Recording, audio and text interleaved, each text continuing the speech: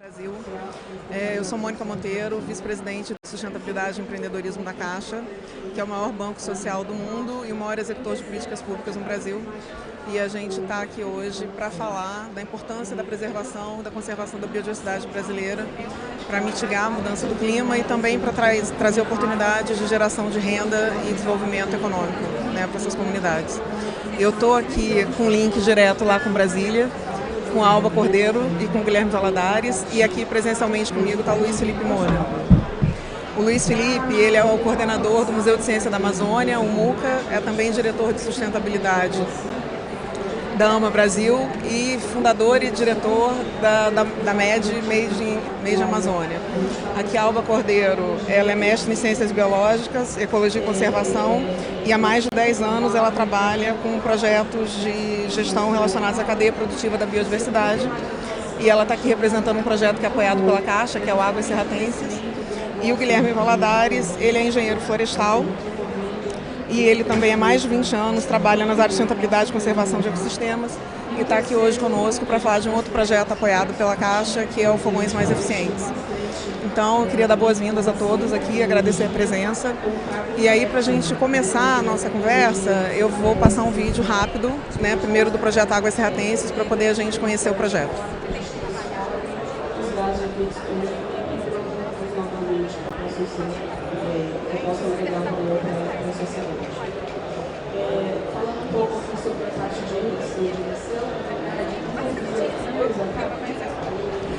Desculpa, gente, coisas semipresenciais, né, virtuais e presenciais, ainda mais com essa distância, sempre dá um probleminha. O Caixa Florestas é uma iniciativa de valorização da biodiversidade do Brasil que une ações de inclusão social e proteção do meio ambiente. O programa atua em unidades de conservação nos biomas brasileiros e já destinou mais de 96 milhões de reais do lucro do banco para a implementação de projetos socioambientais de conservação do meio ambiente e apoio às comunidades vulneráveis, promovendo fortalecimento comunitário e emancipação econômica. As iniciativas irão promover, até 2026, o plantio de 10 milhões de árvores, a preservação de 5 mil nascentes e garantir a proteção de 3,5 mil hectares. Esse é um dos maiores programas de proteção ambiental do país. Um dos projetos do Caixa Florestas é o Águas Serratenses, que viabiliza de forma inovadora a restauração em larga escala do Cerrado brasileiro.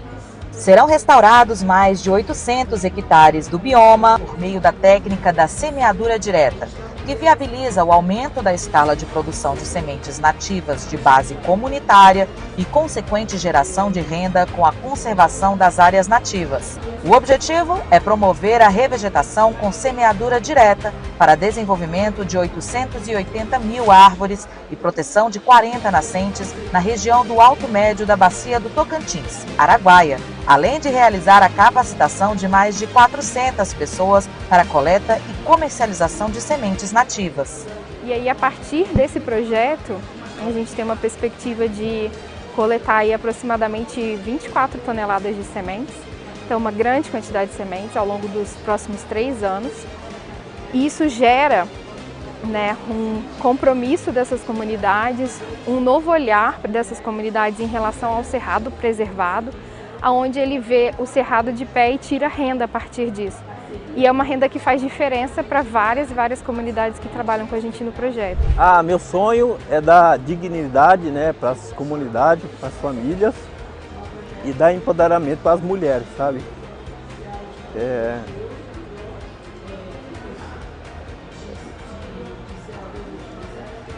Porque assim, eu sou nascido e criado aqui, né? Eu sei a dificuldade dessas famílias, fácil, sabe? E esse projeto veio para ajudar essas pessoas, né? A ação também contribui por meio de estudos para a quantificação de carbono absorvido com a restauração, mecanismos para engajamento dos proprietários rurais por meio da certificação das áreas de plantio de espécies nativas e estratégia de educação ambiental de crianças e jovens da região. Junte-se à Caixa para mobilizar o Brasil em um caminho de transformação.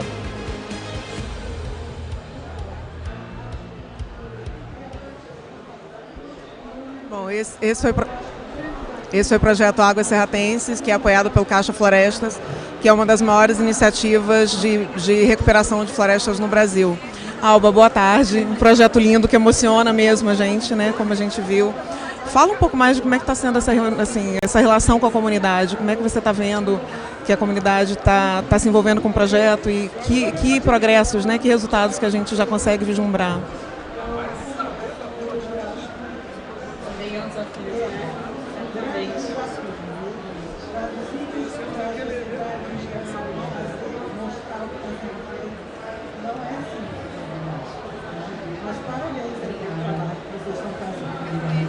Bom, a nossa outra convidada da participação do nosso painel é a Carmen Vasconcelos Magosta, que ela vai apresentar a estratégia da empresa que há 10 anos anunciou uma meta climática para até 2020 limitar seu impacto em toda a cadeia de valor aos níveis de 2010. Agora, até mostrar dessa parte vai além e foca no alcance das metas de 2030, que são zerar as emissões líquidas de substituição, assim como a visibilidade de em 46% em toda a região, com base no ano de 2019. A palavra é sua. Boa tarde, todo mundo. Primeiro, agradecer a Obrigada, Alba. A gente vai conversar mais, né, daqui a pouco.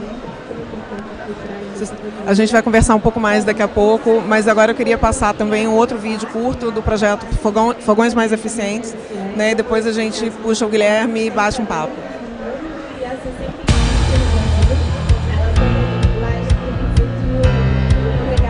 O Caixa Florestas é uma iniciativa de valorização da biodiversidade do Brasil que une iniciativas de inclusão social e proteção do meio ambiente em diversos municípios em todas as regiões do país. Uma de suas ações é o projeto Fogões Mais Eficientes, com a difusão de tecnologia para reduzir em 60% o consumo de madeira, diminuindo a pressão sobre as matas próximas às residências, bem como promover a correta exaustão de gases e fumaça. O equipamento contribui para a melhoria nas condições de saúde das famílias, no conforto térmico das residências. Hoje, com o apoio da Caixa Econômica Federal, estamos atuando nas comunidades de Castro Alves e de Cruz das Almas, com o intuito de levar esse benefício do projeto Fogões Mais Eficientes para as comunidades, né, para os moradores da região. A diferença foi enorme. Para mim mesmo, eu me sinto muito bem. E quando a fumaça aqui me prejudicava, né, dia que coçava o olho, eu ficava até com dor de cabeça. E aí depois eu senti a diferença grande, que daí para cá eu não senti mais nada. E para mim é ótimo. Para mim e para todo mundo aqui da comunidade que tem ele, todo mundo está feliz.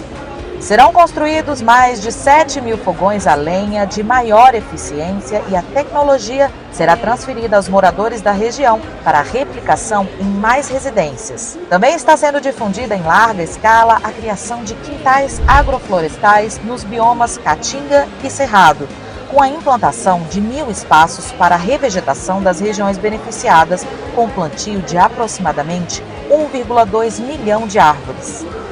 Os quintais agroflorestais, eles são baseados em consórcios de elementos perenes e elementos anuais. E a gente foca muito nas espécies nativas, né? O barum, a mangaba, o angico, o aroeira. Então, espécies frutíferas, né? Espécies que dão alimentos, espécies medicinais. Então, os quintais é para trazer, né, de novo essas plantas do cerrado e ter comida para a população. Então, os produtores rurais, principalmente pequenos produtores aqui no estado do Tocantins, não têm quase nenhum acesso à assistência técnica, a projetos desse tipo que vem implementar o sistema aqui dentro da sua casa, da sua propriedade e te ensinar como manejar o sistema, né? Então, esse projeto dos quintais agroflorestais do Instituto Perene, patrocinado pela Caixa Econômica Federal, tem esse viés, né, de trazer não só o sistema, mas ensinar o produtor a se virar também com o que está plantado dentro da área dele. Junte-se à Caixa para mobilizar o Brasil em um caminho de transformação.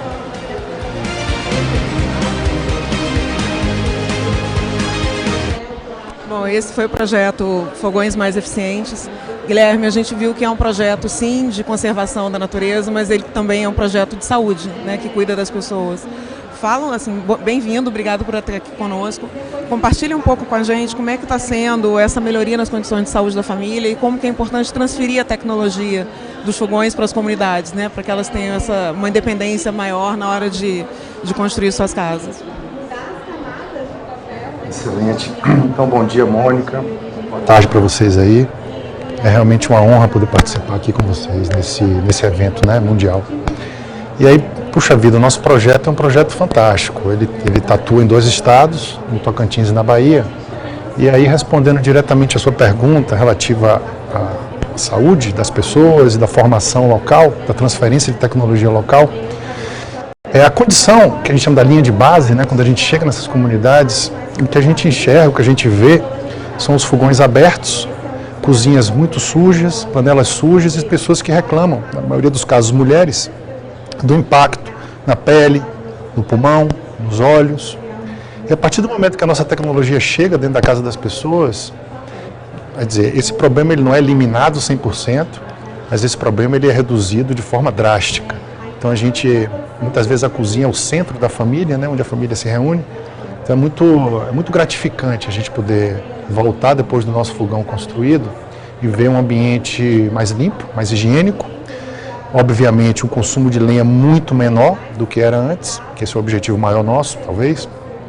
E os relatos, né, das pessoas, dessas senhoras que cozinham, que agora podem manter as suas mãos, a sua pele limpa e, obviamente, a questão respiratória, né, eliminar esse perigo que é essa exposição a longo prazo da fumaça. E aí, Mônica, se você me permitir um minutinho mais, eu tenho que falar também dos quintais, porque tem sido uma experiência fantástica. Quando a gente fala muitas vezes de sistemas agroflorestais, isso é associado a um contexto de um retorno a um passado romântico. No nosso caso não é isso. No nosso caso aqui é uma visão de futuro, tecnificada, de genética de alto rendimento e com a intenção maior de reter o jovem no campo, né? Então, a resposta tem sido maravilhosa. O desafio enorme que é abrir porteira, que a gente chama, a gente venceu isso. Conseguimos chegar nas regiões de forma muito eficaz e está sendo um grande sucesso. Então, assim, um agradecimento à Caixa por essa oportunidade. E aí esse projeto nosso, ele, no contexto da COP, né, ele trata de 2 temas relacionados às emissões de gases de efeito estufa. Os fogões, eles trabalham em evitar um desmatamento, uma degradação florestal que não desnecessária, e a nossa frente dos quintais ele vem a restaurar, a recuperar ambientes de baixo carbono, tornar esses ambientes de alto carbono. Então a Caixa conosco nos está dando essa oportunidade, estamos cooperando juntos para alcançar esses 2 objetivos. Muito obrigada, Guilherme. Eu queria até puxar um pouco disso que você falou, da importância da gente tratar a preservação e conservação da biodiversidade como uma agenda de futuro. E eu vou aproveitar a sua fala para puxar aqui o Luiz, que está aqui com a gente. Eu acho interessante mencionar também que a gente está com pessoas falando de projetos em biomas diferentes. A gente falou de Cerrado, a gente falou de Caatinga, o Luiz aqui vai falar da Amazônia. Luiz, você trabalha no território do Tapajós, que é um território ancestral, né? A gente estava conversando um pouco mais cedo. Vamos conversar aqui com todo mundo da plateia, né? Até também puxando um pouco do que o Guilherme falou. Como que esse território ancestral é a chave para o futuro, né? Exato. O que surpreende do Tapajós é isso, né? Nós chegamos num lugar onde há 10 mil anos, há 5 mil anos, tinha 1 milhão de pessoas morando. Hoje a gente imaginar uma cidade com 1 milhão de pessoas, a gente sabe o impacto ambiental que é isso e o tamanho de infraestrutura que é necessária para 1 milhão de pessoas viverem. E a gente tinha isso no meio da Amazônia há 5 mil anos atrás. E o que esses caras estavam fazendo lá há 5 mil anos atrás? Como tanta gente vivia junto. Essas comunidades, né, da Amazônia, que eram um grande centro de comércio, e eles desenvolveram uma tecnologia que foi a terra preta, e com essa terra preta eles domesticaram a diversidade de plantas e frutas. Então, diferente dos incas, dos índios nossos andinos, que tinham que plantar durante 3 meses e armazenar o alimento, eles tinham uma despensa a céu aberto. Então, eles iam comendo o ano inteiro e eles tinham fruta e tudo. Então, eles não precisavam se preocupar em guardar alimento, porque o ano inteiro tinha plantado. Quando a gente recorta isso para o 2022, nós estamos falando de 5 mil anos para 2022, por que a gente levou o Museu de Ciências para lá? Porque na era pós-genética, que é a epigenética, chamada pela ciência moderna, depois que a gente sequencia o genoma humano, a gente descobre o que esses ingredientes fazem no organismo do ser humano. E a gente encontrou realmente uma chave fechadura para a subsistência da humanidade, ou seja, a humanidade não vai passar esses enfrentamentos biológicos que vêm pela frente sem esses nutrientes, esses componentes. Porque a relação do solo com a nossa microbiota que está dentro da gente, ela é direta. Se o solo é pobre, nossa microbiota é pobre. Uma biota pobre produz um sistema ansiolítico elevado, ou seja, há muita ansiedade, e produz também um sistema inflamatório deficiente. E isso que a gente está vendo acontecer no mundo. Então o mundo está doente, né? O que nós estamos falando é de como curar a humanidade. Perfeito, Luiz, muito bom. Então, assim, as mensagens, né, que eu acho importantes a gente levar hoje: biodiversidade é futuro, biodiversidade é saúde, mas biodiversidade também é inclusão socioeconômica, né? Então, eu queria aqui chamar a Alba de novo para a nossa conversa. Alba, fala um pouco para a gente da importância do apoio a esse tipo de projeto de conservação para criar mercados baseados em produtos da sociobiodiversidade. Claro. É a partir do uso sustentável, né, dos recursos naturais, a gente não só viabiliza a conservação dessas áreas que precisam se manter, né, precisam estar conservadas, como também a gente viabiliza mecanismos de subsistência das comunidades locais que têm seu modo de vida, seu estilo de vida e retiram parte do seu sustento com os produtos da Sociobio. E basicamente isso que o projeto Águas Serratenses ele viabiliza, né? A partir do mecanismo dessa demanda de mercado de restauração, que a cada vez mais está ampliando. A gente está na década da ONU, né? Declarada pela ONU como a década da restauração. Então, a possibilidade de fazer restauração em larga escala no Brasil, ela vem com tudo, né? A gente entende que a gente está com uma janela de oportunidade muito boa para viabilizar isso. Mas se a gente quer fazer recuperação de forma inclusiva, integrativa, né?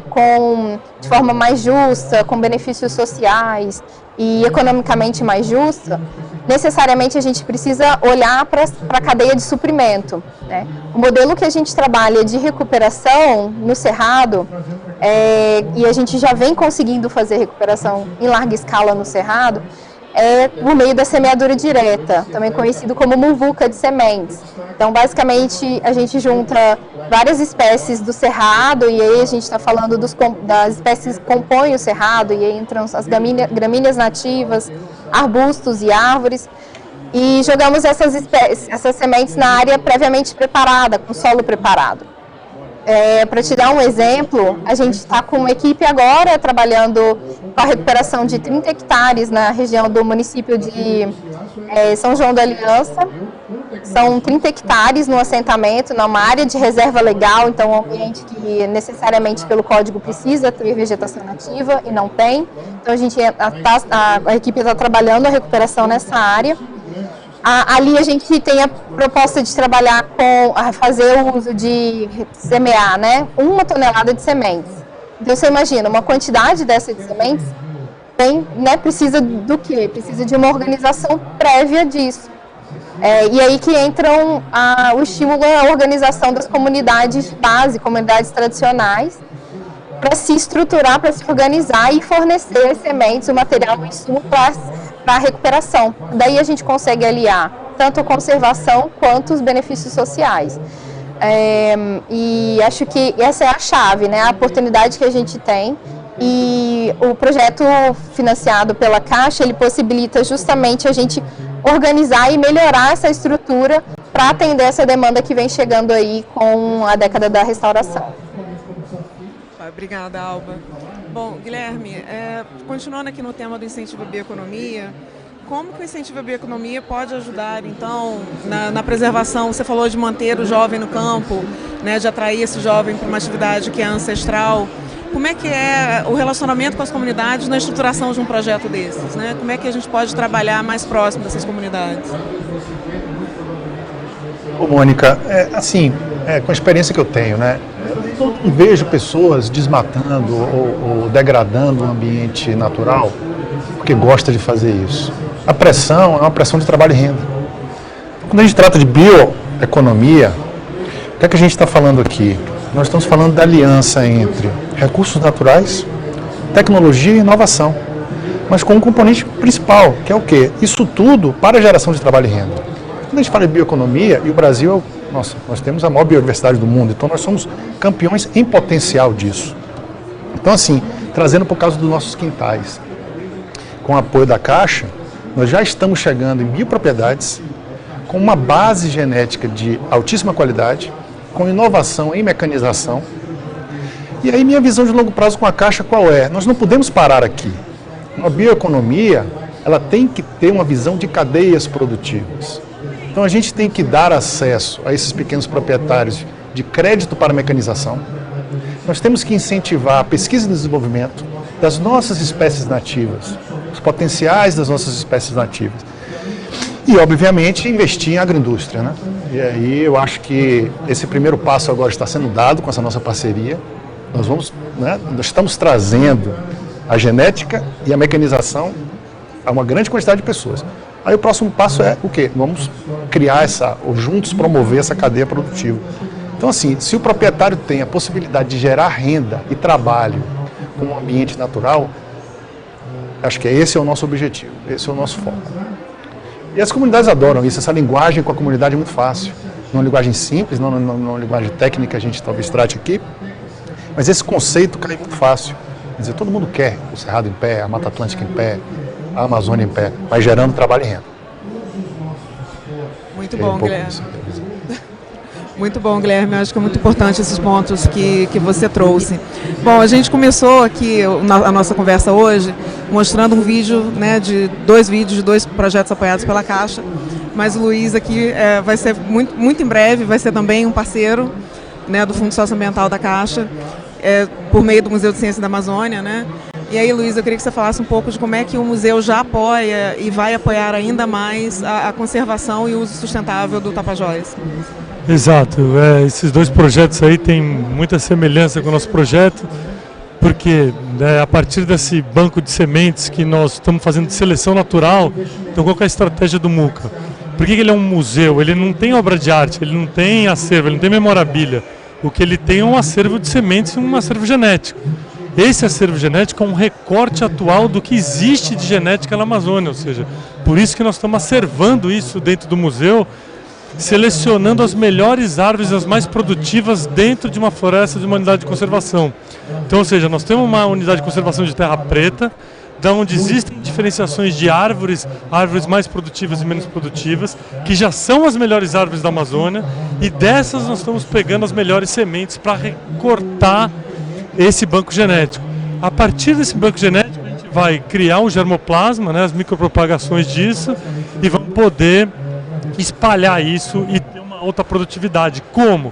Pegando justamente as famílias que hoje estão dentro de programas assistidos, né, mas que querem trabalhar, e poder colocar essas famílias para produzir bioinsumos da Amazônia. A partir dessa produção que vai ser de empreendedorismo feminino, empreendedorismo local, essas comunidades vão poder ter cooperativas para beneficiar isso em matérias-primas puras, que vai para a indústria várias, né? Tanto de alimentos, quanto de biocosméticos, quanto a indústria de fitofármaco. Então isso significa um altíssimo valor agregado verticalizado dentro da floresta. E isso que o Brasil tem condições de ser o primeiro país, ou o único país do mundo ESG Native, né?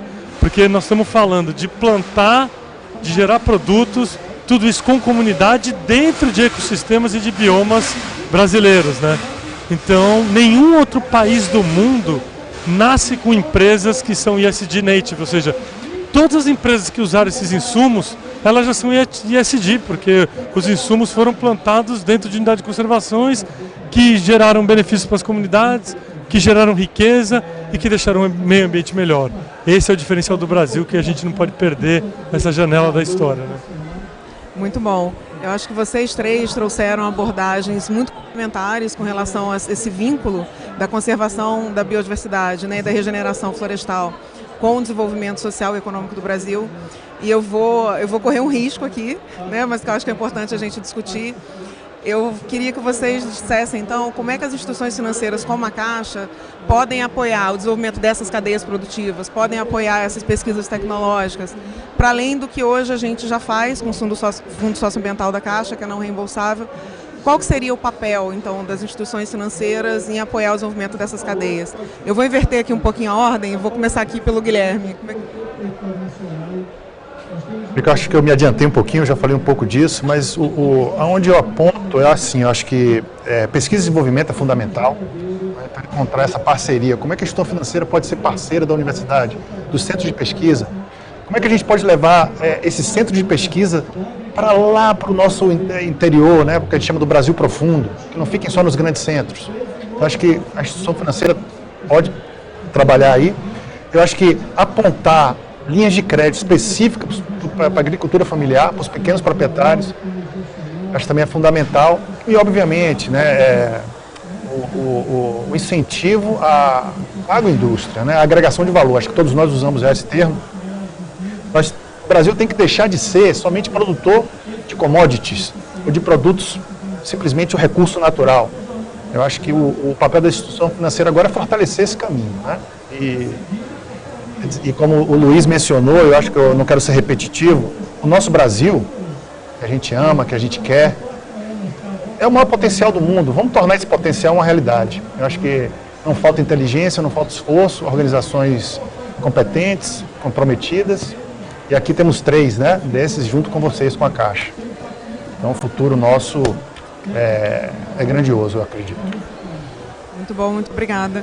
Bom, Luiz, e você? Qual o dever de casa que você deixa para nós bancos, né? Então... A gente sabe que não existe nenhum banco com a capilaridade da Caixa Econômica, né? Então, como que a gente está desenhando?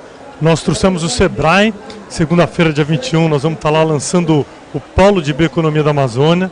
O Sebrae vai investir 20 milhões em capacitação e essa capacitação vai vir junto com consultores, né? Porque o que a gente quer é trazer as mulheres para a frente do projeto, essas mulheres poderem serem capacitadas e a Caixa Econômica entrar, né, dando crédito para toda essa capacitação, né, ser aplicada e gerar riqueza.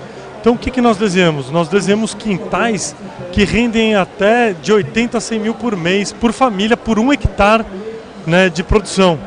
Então você imagina que você liberando crédito para esse empreendimento, rapidamente isso é pago, porque nós não estamos produzindo assim, como ele disse, commodity, que é vendido a tonelada. Nós estamos falando que é média de R$1.000 o quilo dessa matéria-prima no mercado. Então essa matéria-prima ela tem muito valor agregado, né? Então a capacidade de, não só que a gente tem que olhar para o crédito, mas como esse crédito vai ser pago lá na frente, né? E quando a gente fala sobre essas coisas que nós falamos, sobre ter produtos que nascem SG, isso vale muito para a indústria, né? A indústria que quer atingir o consumidor hoje, ela precisa contar a história da origem desses produtos, né? E quando a gente cria isso, falando que esses produtos saem do Cerrado, saem da Amazônia, saem dos biomas brasileiros, com pessoas trabalhando por trás, esse valor todo que vai ser, né, capitalizado pela empresa, vai parar também na mão dos produtores. E isso vai poder fazer com que não só as pessoas tomem crédito, mas também como elas consigam pagar. E a Caixa é o único banco que tem condições de chegar no interior da Amazônia, montar uma estrutura e se relacionar com a comunidade, né, que não tem outro banco que tenha essa proposta no Brasil. Realmente, a Caixa está presente em 99,4% dos municípios brasileiros, né? Não só com agências físicas, mas inclusive via caminhões e barcos para atender comunidades ribeirinhas. Vamos lá, Alba, sua vez aí de deixar o nosso dever de casa, né, para as instituições financeiras. E aí eu vou aproveitar e pedir para você também já fazer as suas considerações finais. Eu acredito bastante que a Caixa ela pode tomar a frente, né, e ser realmente um banco que viabiliza, estrutura esse mercado nascente que está vindo com a restauração. Se a gente não cuidar, né, a meta do Brasil são 12 milhões de hectares. Então vamos precisar de todas as possibilidades, né? Tanto empresas como organizações sociais atuarem a partir daí. E se a gente não cuidar desde o começo, né, acaba que o mercado fica desequilibrado e vai mais para as empresas. E se a gente quer fazer recuperação inclusiva, precisa estruturar essas comunidades de base. A partir daí que eu acredito que a Caixa vem com uma possibilidade muito grande, né, de capacitar essas organizações, de estruturar a cadeia de produção de sementes nativas. A gente passa com uma certa dificuldade, por exemplo, de capital de giro para os coletores iniciarem a processo de coleta de sementes, que eles só recebem depois que coletam. Então tem um gap aí que precisa de suporte, de um apoio financeiro. A Caixa também trabalha linhas de crédito voltado para o produtor rural e a gente precisa dialogar com esse produtor. Ele precisa ter a sua propriedade adequada ambientalmente. Ele é um mercado muito grande para a gente trabalhar a recuperação. E a partir desse mercado, a gente puxa a cadeia de suprimentos de espécies nativas. Dessa forma organizada que eu comentei, né, com os coletores fazendo o processo de produção de sementes em áreas dali das suas comunidades.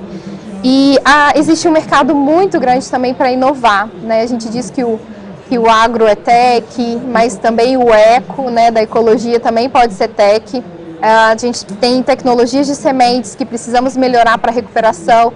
O Guilherme trouxe já algumas coisas que ele tem trazido com a inovação. Para a recuperação a gente também precisa isso. Maquinário adaptado da agrícola que vai também para os plantios de recuperação. A gente precisa dessa tecnologia para viabilizar a recuperação em larga escala. Então, acho que a Caixa, com essa meta, com esse direcionamento de realmente de apoiar a sustentabilidade no Brasil, tem uma grande oportunidade de fazer a diferença. A gente vem num momento muito interessante para trabalhar essa temática.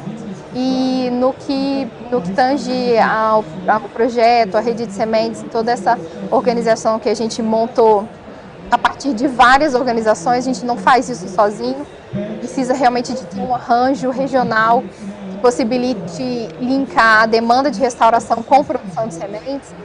E a Caixa pode ser mais um desses, né, que vem somar e viabilizar projetos de recuperação de forma mais integrada ao longo do Brasil. E aí, acho que da nossa parte também ficamos muito agradecidos com a oportunidade de trazer essa temática, de discutir isso, de conhecer todos os projetos também muito intrigantes e motivadores.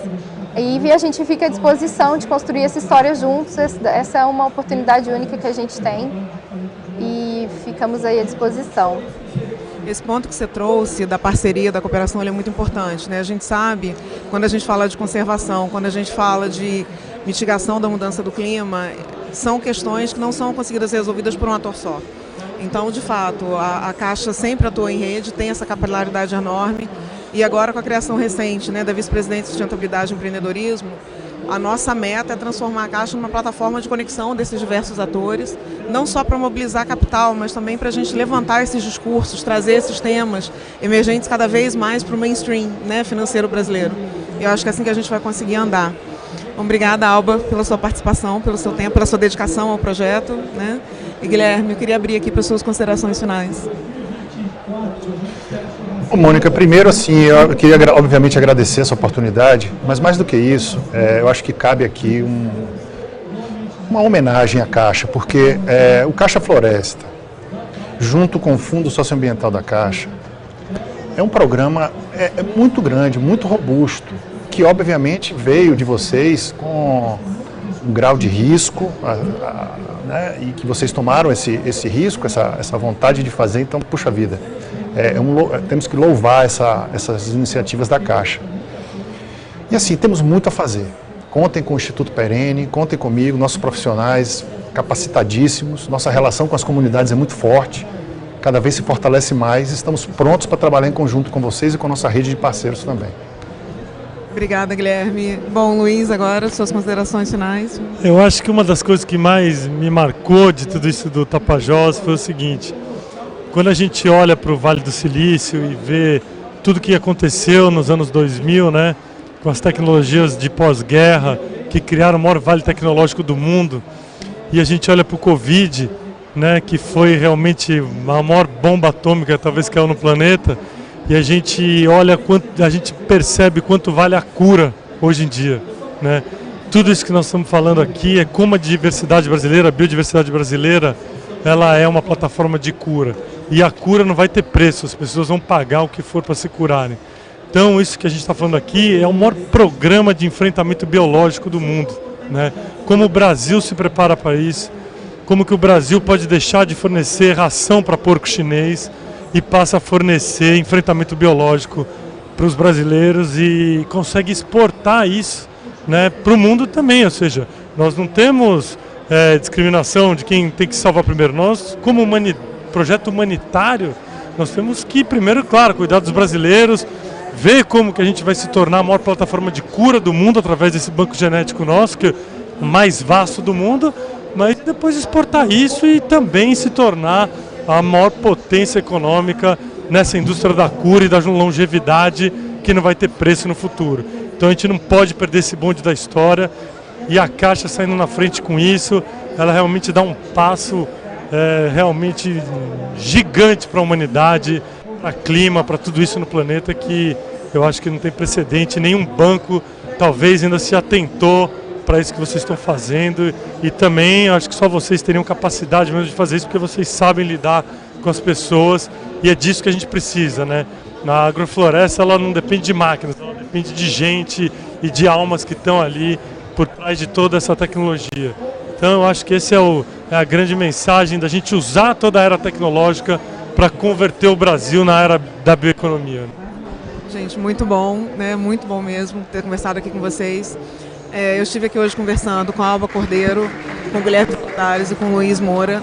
A gente falou da importância da conservação da biodiversidade brasileira e de como essa biodiversidade ela é uma potência tecnológica, ela pode ser um grande motor de desenvolvimento socioeconômico. Então queria agradecer de novo a participação de vocês três aqui no nosso papo, agradecer quem está aqui com a gente presencialmente, quem está nos acompanhando pelo link do YouTube. O painel vai ficar disponível no canal da Caixa, né? Então quem chegou depois do início pode conseguir pegar, né, desde o início. E aí, então, só vou me despedir mais uma vez agradecendo a todos e até uma próxima oportunidade.